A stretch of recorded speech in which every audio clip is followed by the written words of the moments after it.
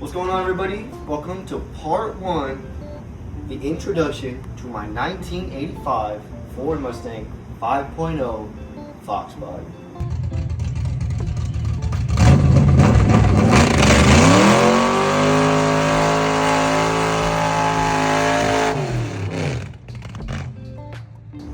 This car was a barn find. Now let me explain what I mean by barn find.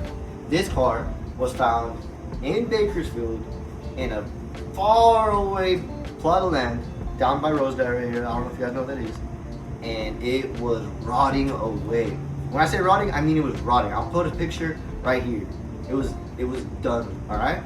But I saved it, I pulled it out, and I'm cheating, you guys. I hate to say I'm cheating because I may have already started on the rebuild. Let me get into the goods, the bads, and the ugly on my 1985 Fox body. Alright, so let's show you the good, the bad, the ugly on the Fox body. So let's throw out some goods.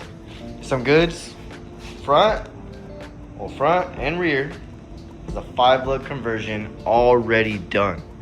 Saves me money. The front and rear are also converted to disc brakes. If I remember correctly, I think the front typically is disc and then the backs are drums. But whoever had the car before me put on both front and back discs. Going into the interior, I really do think that the interior on this is pretty mint, with the exception of a few things, which I do plan on working on with you guys. The seats, absolutely insanely comfortable. They look great. I honestly do not plan on keeping them. I know I just talked them up. I do not want to keep them. I do want to go with like a bucket setup, given that this will not be my daily driver, more so a good little weekend car. Jumping inside the Fox body, we got a typical wiggle stick, as a 5-speed manual transmission from factory. Keep in mind, everything works in here. Everything from the gauge cluster, I don't know about the battery gauge, but everything else. The temp gauge works. Every single gauge works. The horn does not work. I don't know if there's a horn. AC did work. Right now it's in pieces. It has a sunroof, which is really cool. Unfortunately, it's not a T-top, but that works. It has a little half cage. Someone that I did not put in. Everything I'm naming off right now, I did not do. So no credit goes to me. Has a little half cage. Has a sunroof, which is nice. 5-speed manual.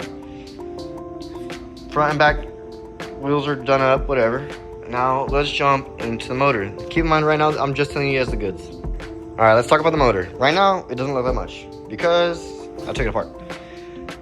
I know, I cheated, whatever. Bear with me. While yes, I did technically cheat and I started the build before starting the videos, whatever.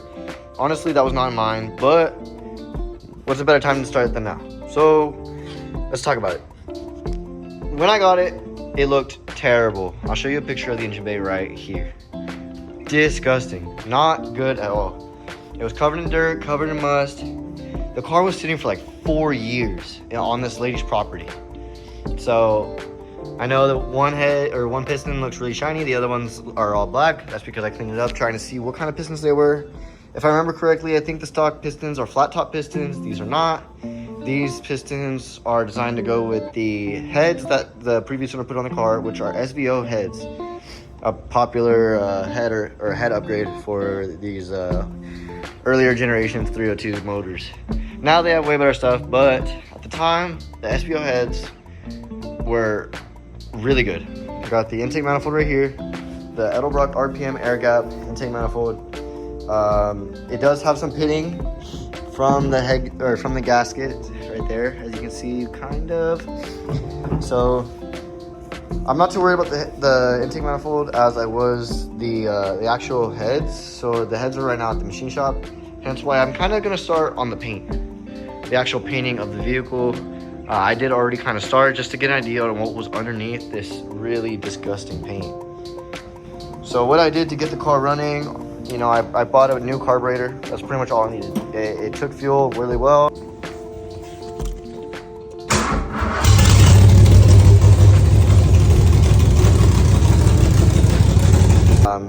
carburetor was not the best. I don't know how to tune carburetors, so I ended up just buying a new one. I do need to learn how to tune it because with the stuff that the car has, it should be able to make a good amount of power. I'm not saying I'm gonna be, you know, beating Hellcats or nothing, but I think it will make a good enough or decent enough power to actually feel really nice. I do want to say that the rear end is an 8.8 rear end. I think I remember testing that when I had it driving. I actually drove it to my pop's house and we checked it all. All around though, for the goods, it's pretty good. For the bad, let's talk about it. Underneath the hatch, super freaking heavy, by the way. Super heavy hatch.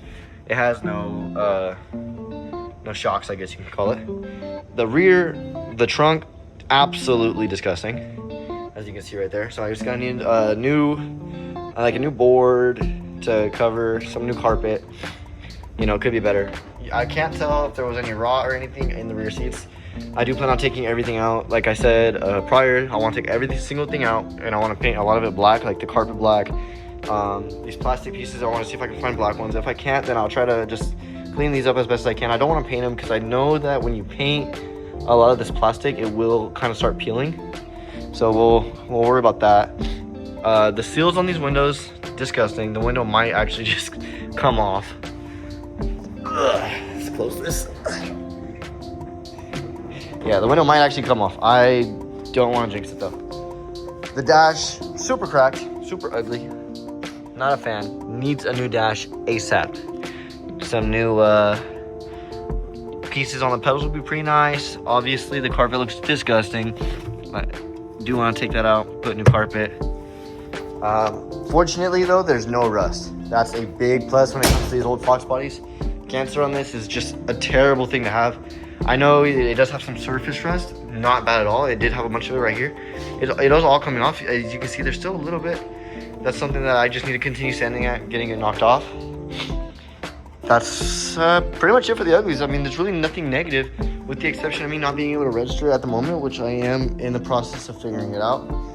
I am in the state of California, and DMVs are really strict around here, so it's not gonna be an easy process by no means. Tail lights, every light works, everything works. It's a great car, in all honesty.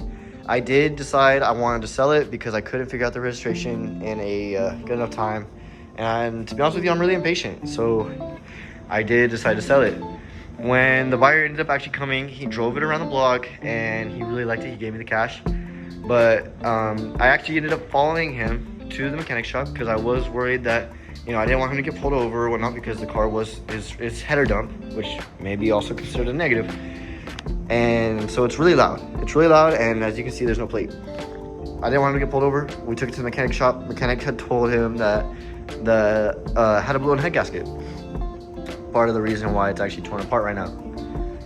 I felt terrible, as the person that I ended up actually selling the car to was a good friend of mine. Yes, you know, he gave me the money. It's his car at that point. It's his problem. But I would rather not put someone in that predicament, I guess you could say. So I gave him back his money and I got the car back. I had no idea what this car had hiding underneath all the dirt and all the must and everything. But I'm glad I actually ended up keeping it. It's a great project. I know it's one of my dad's dream cars, and rebuilding this thing would be actually insane. I hope that you guys enjoy the process of me rebuilding it. I do plan on making a list on the things that do need to be done. I'll put that in the next video. But as of right now, this is just an introduction to my 1985 Ford Mustang Fox body.